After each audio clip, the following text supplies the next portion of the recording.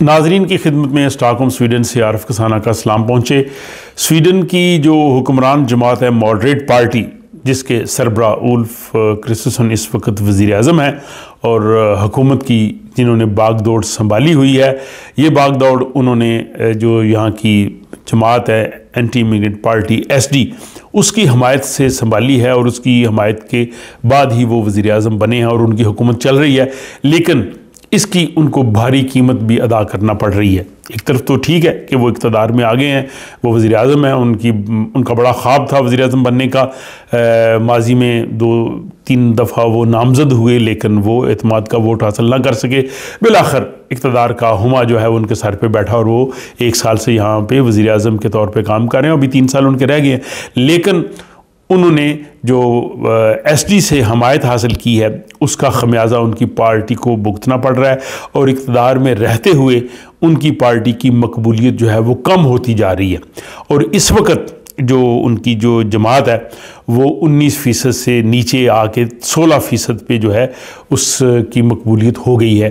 ये इस हवाले से यहाँ का जो सबसे बड़ा अखबार है दागन्स निहेतर DN, उन्होंने एक इदारे से मिलके जो है वो सर्वे किया है और उसकी रिपोर्ट जो है वो 29 नवंबर को उन्होंने इसको जो है वो पब्लिश किया है।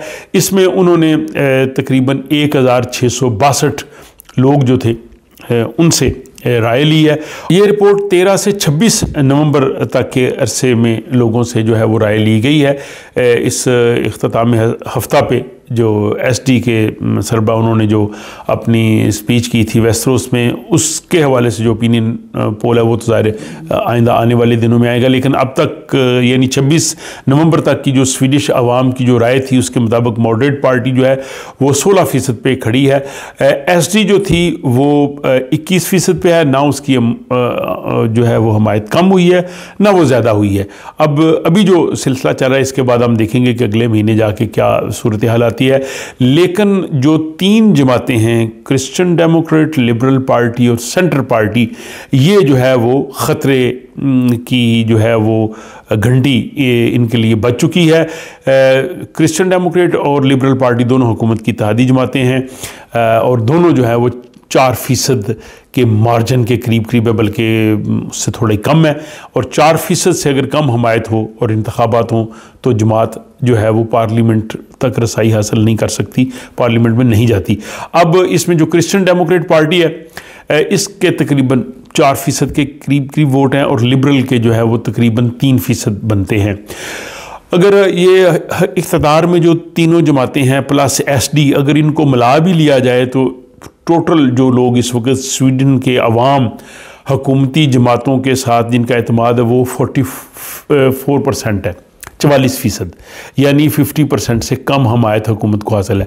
दूसरी जानब जो अपोजिशन पार्टीज़ हैं हिज़्ब इख्तलाफ, तो हिज़्ब इख्तलाफ में सबसे बड़ी जमात सोशल डेमोक्रेट, उसने अपनी मकबूलियत बरकरार रखी है। स्वीडन की सबसे बड़ी पार्टी 36%, 36% इस वक्त उसकी मकबूलियत है और मगदलिना वैसे भी तमाम सियासी रहनुमाओं से मकबूलियत में बहुत आगे हैं। इसके बाद जो अपोजिशन की हिज़्ब इख्तलाफ की दूसरी बड़ी जमात वेंस्टर पार्टी, लेफ़्ट पार्टी, उसकी मकबूलियत जो है वो 8% के करीब है और ग्रीन पार्टी जो है उसने थोड़ी इम्प्रूव कर ली, अब वो 5% पे आ गई है। लेकिन जो सेंटर पार्टी है वो 4% जो है वो उसकी मकबूलियत है। बल्कि आज ही जो मैंने रेडियो स्वीडन का जो सर्वे पढ़ा है उसमें सेंटर पार्टी जो है वो 4% से कम है, वो 3.8% पे है और जबकि लिबरल और जो क्रिश्चियन डेमोक्रेट है वो भी 4% के मार्जिन के करीब करीब आ रही हैं।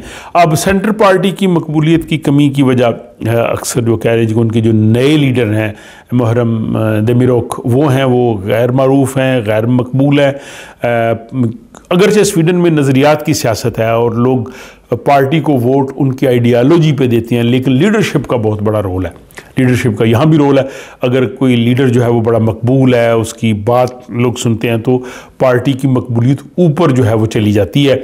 जैसे मॉडरेट पार्टी वज़ीर आज़म है होने के बावजूद उनकी मकबूलियत इतनी नहीं, लेकिन मगदलिना अंदरशन जो है वो अपोजिशन लीडर होने के बावजूद मकबूलियत में जो है बहुत वो आगे हैं।